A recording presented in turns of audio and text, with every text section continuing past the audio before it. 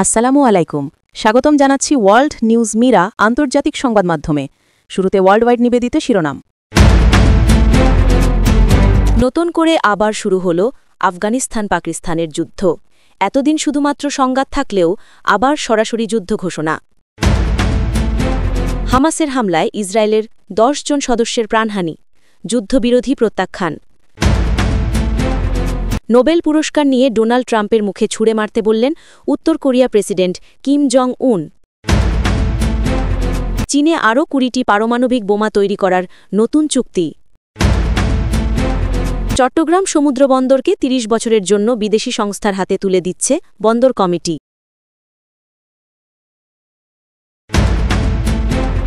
দীর্ঘ টানটান উত্তেজনার পর অবশেষে আফগানিস্তান ও পাকিস্তানের যুদ্ধ আনুষ্ঠানিকভাবে শুরু হয়েছে। বিগত কয়েক মাস ধরে সীমান্তে ছোট ছোট সংঘর্ষ চলেছিল, কিন্তু এবার সেই সংঘর্ষ রূপ নিয়েছে পূর্ণাঙ্গ যুদ্ধে। উভয় দেশই ঘোষণা করেছে তারা একে অপরের আগ্রাসনের জবাব কঠোর হাতে দেবে। আফগানিস্তানে তালেবান সরকার এক জরুরি ঘোষণায় জানিয়েছে, আমাদের সীমান্তে পাকিস্তানি ড্রোন ও আর্টিলারি হামলা বাড়ছে প্রতিনিয়ত। আমরা চুপ থাকলে আমাদের জনগণ ধ্বংস হয়ে যাবে। অন্যদিকে পাকিস্তানের প্রতিরক্ষামন্ত্রী বলেন, তালেবান নিয়ন্ত্রিত অঞ্চলে এখন সন্ত্রাসী সংগঠনগুলো আশ্রয় নিচ্ছে। তারা আমাদের ঘাঁটিতে হামলা চালাচ্ছে। আমরা চুপ থাকলে আমাদের নিরাপত্তা থাকবে না।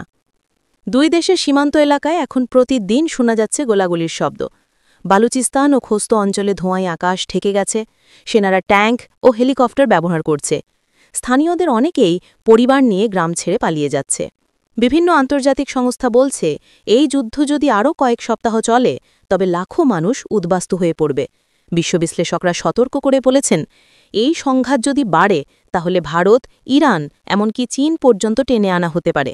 তখন দক্ষিণ এশিয়া পুরোপুরি অস্থিতিশীল হয়ে পড়বে। বন্ধুরা, মনে রাখবেন, আফগানিস্তান ও পাকিস্তান দুই দেশই পারমাণবিক অস্ত্রধারী। তাই এই যুদ্ধ কোনো সাধারণ সীমান্ত সংঘর্ষ নয়, এটি বিশ্বের জন্য এক ভয়ঙ্কর সতর্ক সংকেত। এবার চলুন মধ্যপ্রাচ্যে। যুদ্ধবিরতির আলোচনা চলছিল, কিন্তু সেই স্বপ্ন মুহূর্তেই ভেঙে দিল এক ভয়াবহ হামলা। গাজার উত্তর প্রান্ত থেকে হামাসের রকেট হামলায় নিহত হয়েছে ইসরায়েলের অন্তত 10 জন সৈন্য নিরাপত্তা সদস্য, আহত হয়েছে আরও 30 জনের বেশি। এই ঘটনায় ইসরায়েলি প্রধানমন্ত্রী সঙ্গে সঙ্গে জরুরি বৈঠক ডাকেন এবং ঘোষণা দেন, আমরা আর 1 ইঞ্চি জমি ছেড়ে দেব না, গাজাকে আগুনে পুড়িয়ে দেব। এরপর রাতভর গাজার আকাশে গর্জে উঠেছে যুদ্ধবিমান।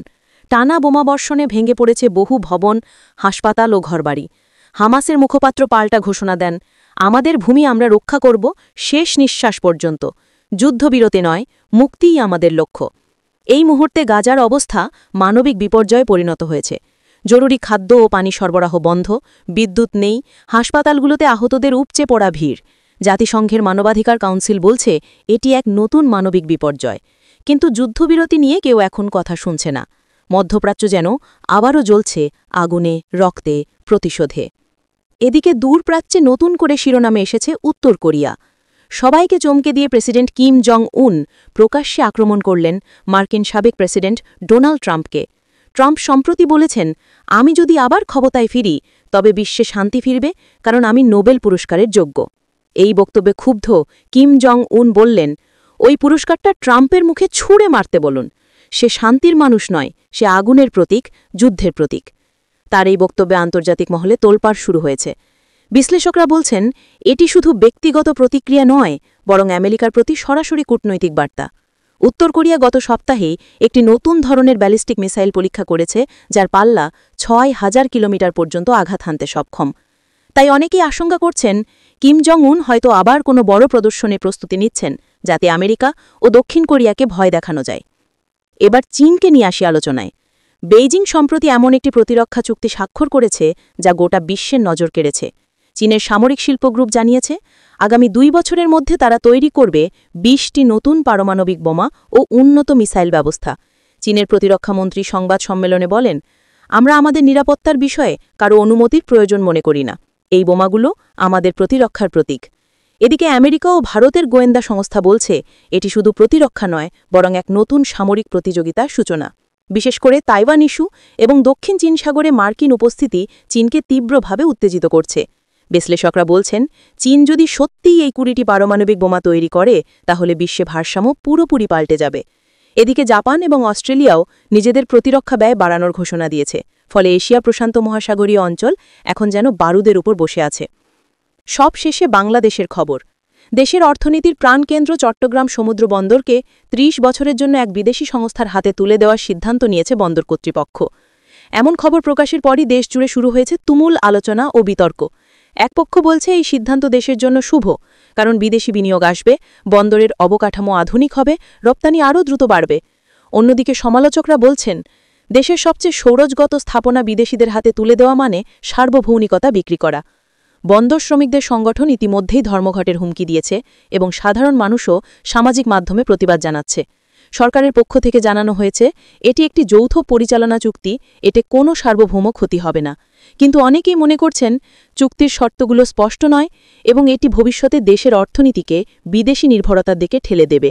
এখন দেখার বিষয় সরকার কিভাবে এই সমালোচনার জবাব দেয় আর বিদেশি সংস্থা কিভাবে এই বিশাল দায়িত্ব সামলায়। এই ছিল আজকের আন্তর্জাতিক অঙ্গনের বিস্তৃত চিত্র।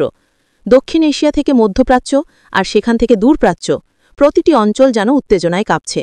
যুদ্ধ, প্রতিশোধ, রাজনীতি আর ক্ষমতার খেলায় যেন মানবতা চেহারাটাই হারিয়ে যাচ্ছে। বিশ্ব এখন এক প্রশ্নের মুখে, কোথায় যাবে এই পৃথিবী? আর আমরা সবাই অপেক্ষায়, কোনো এক সকাল যদি সত্যিই আসে, তবে সেটি আসুক শান্তির বার্তা নিয়ে।